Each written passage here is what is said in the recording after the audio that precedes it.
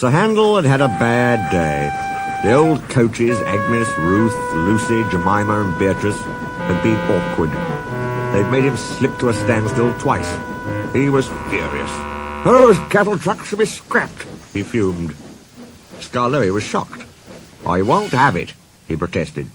Those old dears need kindness, not bad names. Exactly so, agreed Rennius. He winked at Scarloey. You be thankful, Sir Handel, that we're not a mountain railway. A mountain railway? What's that? A railway which climbs mountains, of course. But it can't, said Sir Handel. Its engine's wheels would slip. But it can, said Rennius firmly. We've heard of one quite near here. It can't. It can. A noisy argument started just as Donald shunted a flat truck to the siding nearby. On the truck was a queer-looking engine. He had 6 small wheels and a stovepipe chimney. His boiler was tilted downwards, and his cylinders were back to front. Whisht, whispered Donald hoarsely. Dinna wake the wee engine. It's tired he is. He's away back from England after being mended. You ken how it is. We understand, but who is he? He's called Culdee, after the mountain his railway climbs. Well, did you ever, exclaimed the 2 old engines. They looked at Sir Handel and chuckled. I don't believe it, said Sir Handel. Oh, you'd best ask him yourself.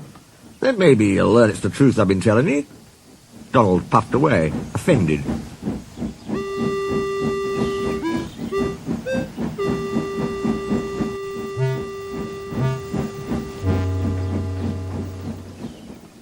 Culdee woke to find the engines gazing at him.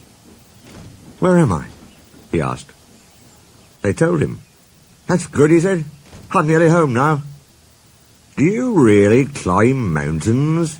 Asked Scarloey. I've done it for years. You must be clever. We couldn't.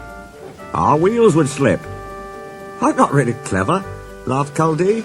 I was just drawn like that. Like what? With pinion wheels on my driving axles. They have teeth, you see, which fit into a rack rail. I can't slip, however steep the line is. That, said Rennius, must help you going up. But if your line is so steep, aren't you frightened coming down?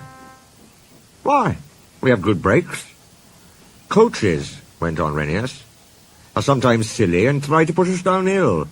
Some engines find it hard to stop 'em. Sir Handel blushed and looked at his buffers. Our coaches, answered Culdee, are never silly like that. They know such tricks are dangerous. I've never had that sort of accident. But, he went on thoughtfully, I was frightened once. Very frightened indeed. Please tell us, said all the engines. One day, long ago, before our line was opened, our drivers made all 5 of us engines stand ready outside our shed. The inspector's coming, they said. We don't know which of you he'll choose.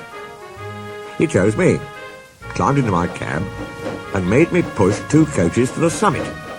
So far so good, he said. Now we'll test your brakes. So he went and stood on the steepest part of the line.